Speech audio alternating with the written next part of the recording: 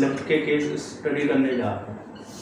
Lift का case study करने से पहले लिफ्ट में क्या होता है, एनएलएम का एक टॉपिक है हमारा, एनएलएम का। उससे पहले मैं आपको एक्शन रिएक्शन का एक नियम बता देना चाहता हूँ। ये नियम क्या कहता है, इस टेबल पे हमारा कोई ये टेबल है, इस पर एक एम मास का वेट का बॉक्स रखा हुआ है, ये बॉक्स रखा हुआ है, ठीक। अब क्या है कि इसका जो वेट है वो नीचे की तरफ mg लगेगा और इस पर एक इतना ही r रिएक्शन लग रहा है। इससे हम क्या कि ये जो बॉक्स है इसके कांटेक्ट में, तो इस पर ये mg वेट लगा रहा है। अगर मान लो ये रिएक्शन इतना ही नहीं हो तो ये टूट के नीचे ब्रेक डाउन होकर गिर जाएगा। तो mg ग्रेटर हो r से तो ये नीचे ब्रेक डाउन होकर गिर जाएगा। अगर r इससे रिएक्शन ज्यादा लगा दे तो ये ऊपर की तरफ उछल जाएगा।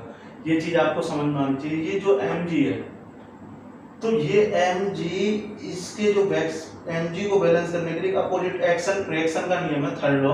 वो क्या कहता है, जितना हम इस पे एक्शन लगा रहे हैं, जितना एक्शन है उतना इसके एक बाहर की तरफ हमारे रिएक्शन आ रहा है। क्या आ रहा है? रिएक्शन आ रहा है। अब क्या है, हम चलते हैं लिफ्ट वाले केस में। तो लिफ्ट वाले केस में हम क्या लेते हैं कि जो आपने देखा होगा लिफ्ट है, लिफ्ट में जाते हैं ऊपर नीचे, उसके कुछ केसेस हैं। उसमें क्या होता है, ये मान लो हमारी लिफ्ट है,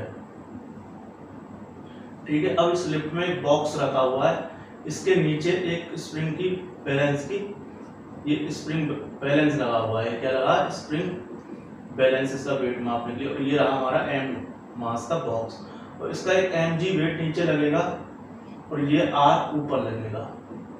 अब ये रुकी हुई कंडीशन में, ये रुके हुई कंडीशन में इसका वेट लग रहा है। तो मान लो ये रेस्ट में है तो हमारी v0 है, a0 है। तो रुके हुए कंडीशन में क्या है कि जो इसका एपरेंट वेट है, जो रिएक्शन है हमारा, एपरेंट वेट मतलब जो रिएक्शन है, वो एपरेंट वेट जो r है वो m के बराबर होगा, mg के जो एक्चुअल वेट है, इसका एक्चुअल वेट है, एक्चुअल वेट के इक्वल होगा, ठीक है। अब मान लो केस में ये कहूँ कि ये कांस्टेंट वेलोसिटी से ऊपर जा रही है, और जहाँ फिर दूसरा केस इसी में कांस्टेंट वेलोसिटी से नीचे आ रही है। जहाँ पे कांस्टेंट वेलोसिटी की बात होती है, कांस्टेंट वेलोसिटी की बात होती है, वहां पर क्या होता है कि हमेशा एक्सीलरेशन जीरो होता है। क्या होता है? Acceleration zero. आप कहीं पर भी ये नोट करके लिख लो कि जहाँ कांस्टेंट वेलोसिटी आपने समझ लिया, तो वहां पे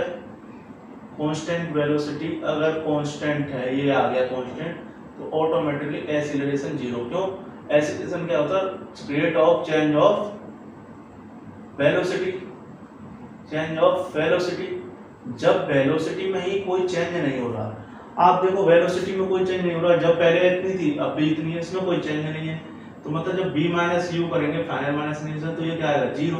तो एक्सीलरेशन हमारे पास क्या रहेगा? जीरो। इन दोनों केसों में जो हमारा एक्चुअल वेट है एक्चुअल वेट है जो mg, वो हमेशा r इक्वल टू mg होता है, ठीक है। ये वाली बात तो ये हो गई। अब इसके बाद हम देखते हैं कुछ केसेस स्पेशल, इसमें समझने की कोशिश करेंगे हम। देखो क्या है कि अगर मान लो मैं इस लिफ्ट को a एक्सीलरेशन से ऊपर ले जाऊं, बाहर से एक्सटर्नल फोर्स लगा के, तो अब क्या हुआ कि ये जो mg नीचे लगा था, इसको हमने इससे हरा दिया। और कितने से हरा दिया? कितने से हरा दिया? मतलब इसको हमने जो r है, हमने इसको r को लगा रहे हैं, r के ये ऊपर खींच रहा है भाई। mg अगर इसके इक्वल था तो ठीक था, हम इसको पूरे को ऊपर खींच के ले जा रहे हैं, तो r जीत रहा है कितने से? mg। और इसका जो फाइनल जितने से जीता वो कितने से जीता? m इंटू ए। भाई इस बॉक्स का मास m है, इस पे जो फोर्स लगा m इंटू ए होता है, उस फोर्स को हम ऊपर लगा के इसको ले जा रहे हैं खींच। तो हमारे पास r की वैल्यू है, जो अपरेंट वेट है हमारा, वो क्या आएगा? mg plus a। मतलब जो अपरेंट वेट है, जब हम इसको एक्सीलरेशन से ऊपर ले जाएंगे, अपरेंट वेट है जो हमारे पास, वो क्या कर जाएगा? वो अपरेंट वेट है हमारा, वो क्या कर जाएगा? ज्यादा होगा किससे? एक्चुअल वेट से, ठीक। ये हो गया केस। अब हम सेकंड केस की बात करेंगे। सेकंड केस में क्या है कि हम इसको a एक्सीलरेशन से नीचे लाते हैं, इस डब्बे को a एक्सीलरेशन से हम नीचे लाते हैं। अब जब हम a से इसको नीचे लाएंगे तो क्या है कि हमारा mg जीतेगा। किससे जीतेगा? r से। भाई ये इसको खींच रहा है नीचे, और कितना फोर्स लगा? m है। अब ये कितना हो गया, R M G minus M, M common ले लिया, जी माइनस ए आर, यानी इससे क्या पता चला, जो एपरेंट वेट है हमारा, एपरेंट वेट है वो हमारा कम होगा एक्चुअल वेट से। ठीक, ये चीज हो गई हमारे पास। अब आओ इसके बाद अब हम इसको क्या कर रहे हैं, एक्सीलरेशन ड्यू टू ग्रेविटी, जी से नीचे ला रहे हैं, एक्सीलरेशन ड्यू टू ग्रेविटी, जी से नीचे ला रहे हैं। तो हम क्या होगा, जो एम जी है यही जीत रहा है आर से, और कितने फोर्स लगाया, एम इंटू जी, इस फोर्स को एक्स्ट्रा लगा के लाए नीचे, तो आर की वैल्यू क्या आ जाएगी यहाँ से, 0। मतलब जो एपरेंट वेट है वो 0 आ गया, एपरेंट वेट क्या आ गया, 0। एपरेंट वेट क्या आ गया मेरे पास, 0। मतलब इसका मतलब वेटलेसनेस, ये क्या फील करेगा, वेटलेसनेस, ये बॉक्स क्या फील करेगा, वेटलेसनेस, और ये वेट लेसनेस। ठीक, अब इसको जी से ऊपर ले जाए, इसको जी से ऊपर ले जाए, क्या करें, जी से ऊपर ले जाए। तो इस केस में क्या होगा, इस केस में M G by M G, R जीत रहा है इससे एम जी से, और एम जी फोर्स हमने ऊपर लगाया जी केस में, तो आर इक्वल टू 2mg। मतलब जो एक्चुअल वेट है ये, इससे जो एपरेंट वेट है वो उसका दोगुना हो जाएगा। आर यानी एपरेंट वेट है वो बराबर 2 ऑफ एक्चुअल वेट दिया है। ये तो हो गए हमारे ये केस। अब हम लेते हैं एक क्वेश्चन, उससे हमें और क्लियर चीज हो जाए।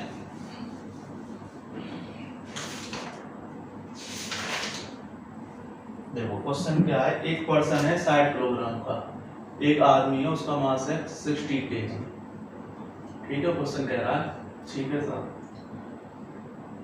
लिफ्ट ऑफ मास, एक लिफ्ट है जिसका मास कितना है 940 kg, ये हमारे पास लिफ्ट है। ठीक है, लिफ्ट बनाते हैं, ये पर्सन है, ये इसमें बैठा हुआ है, ये आदमी यहाँ पे इसमें है, मौजूद है, प्रेजेंट केजी का आदमी।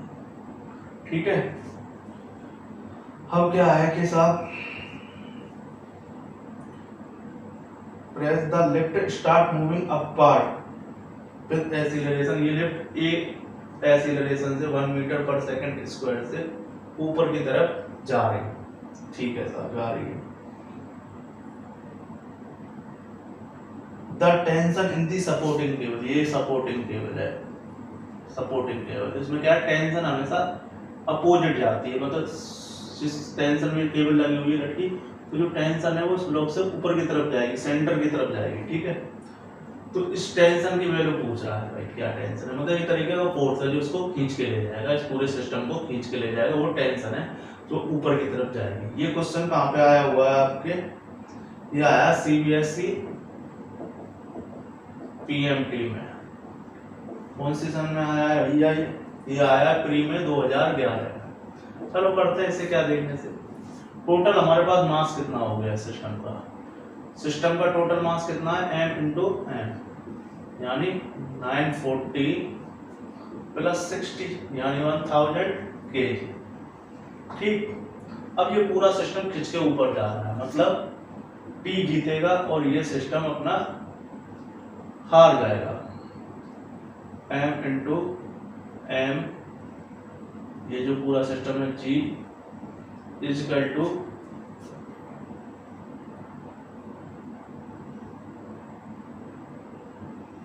m इंटू ए।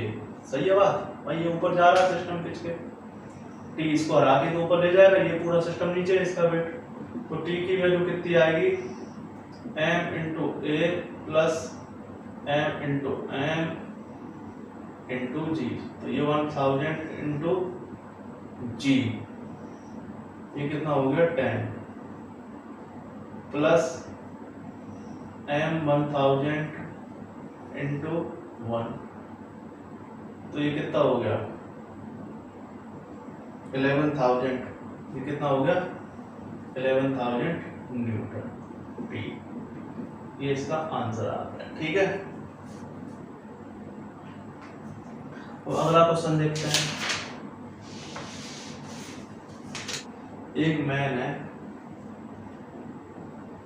जो 80 kg का आदमी है, ठीक है, 80 kg का है, waiting in the lift which upward moving acceleration, ये लिफ्ट में है, ये किससे जा रही है 5 मीटर पर सेकंड स्क्वायर से अपवर्ड जा रही है। The reading what would be the reading on the scale, इस पे क्या हुआ है रीडिंग, तो भाई इसका तो mg तो नीचे आना ही आना है, ये 80 किलो का है, ठीक है, मान लिया, ठीक है, और ये इस पे r लगेगा ही लगेगा, ये ऊपर जा रहा है, कोई नहीं जी, अब ऊपर जा रहा है, इसका मतलब r जीत गया mg से और ma ऊपर, तो r की वैल्यू कितनी आएगी हमारी mg प्लस a, तो m तो हमारा 80 है, g कितना है 10 और ये कितना है 5, तो ये आ गया, ये आ गया आंसर। ये कैलकुलेशन है, ये तो फिर 18 से गुणा 15 12 से न्यूटन आ गया। देखो यहाँ से 80 प्लस 15 है, तो ये कितना आ गया 80 इंटू 15, ये आ गया 1200 न्यूटन। ठीक है, ये बहुत क्वेश्चन आया, कई बार रिपीट हुआ है कई एग्जाम, पीएमटी में तो भरमार है इसकी, पीएमटी के अंदर। ठीक है।